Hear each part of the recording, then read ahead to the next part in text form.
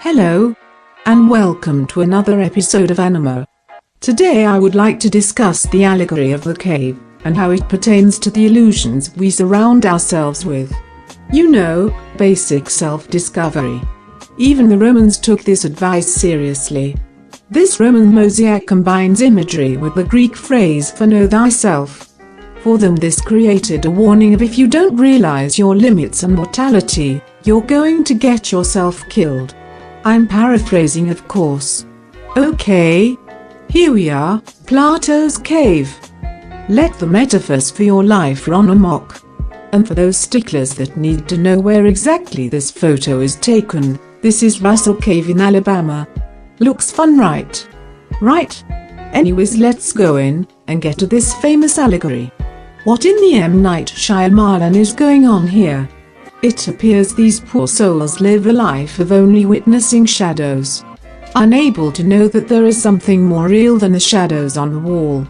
The allegory then goes a step further.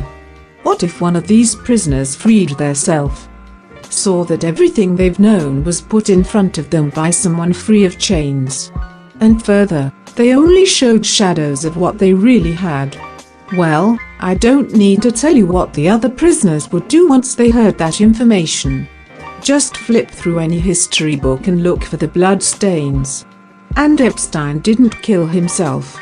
Now you may be saying, well Anima, what's that got to do with me? Why should I care? You're a conspiracy theorist. Well, for me to demonstrate the value of understanding your own cave, and the shackles society has put on you, I need to tell you about the banality of evil as discussed by Hannah Arendt. This just in, Hannah Arendt is a boss lady. Born in Hanover, Germany, Ms. Arendt witnessed firsthand the rise of anti-Semitism prior to the election of Hitler. A brilliant philosopher, Ms. Arendt discussed many things related to the atrocity. However, I want to discuss specifically her coin termed the banality of evil. This discussion was centered around her observation of Adolf Eichmann at the Nuremberg trials, a key player within the Reich who helped facilitate the transportation of Jewish people to the concentration camps. Oh yikes! Well, here we are at the Nuremberg trials. What Ms. Arendt witnessed during her observation was a far cry from what she expected. Instead of an outwardly evil individual, he was merely a bureaucrat. An individual so inside his own mind that he thought the only objective in this world was to follow orders. And a throwback to last episode, Mr. Eichmann proclaimed during the trial he was a follower of Kant. Ha! You simply cannot write anything funnier than the interwoven trails of human history. A few more pertinent observations Arendt made include, Eichmann learned anti-Semitism, but didn't have anything personal against the people. Eichmann lacked the ability to think for himself, leading to use of stock phrases. Eichmann was a constant joiner, always looking to be part of a group for identity.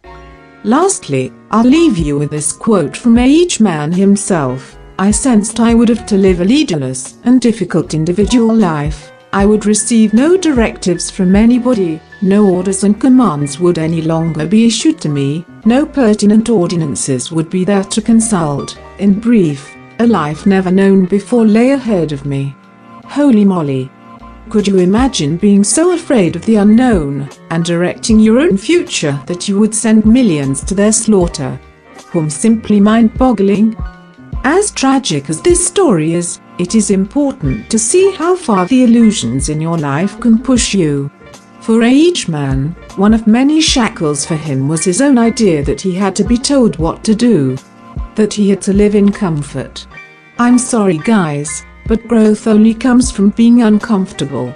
It's a fact of life.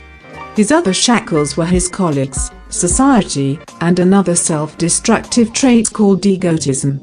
His shadows were the portrayals of people, the distortion of human beings to the point of thinking it's okay to slaughter them.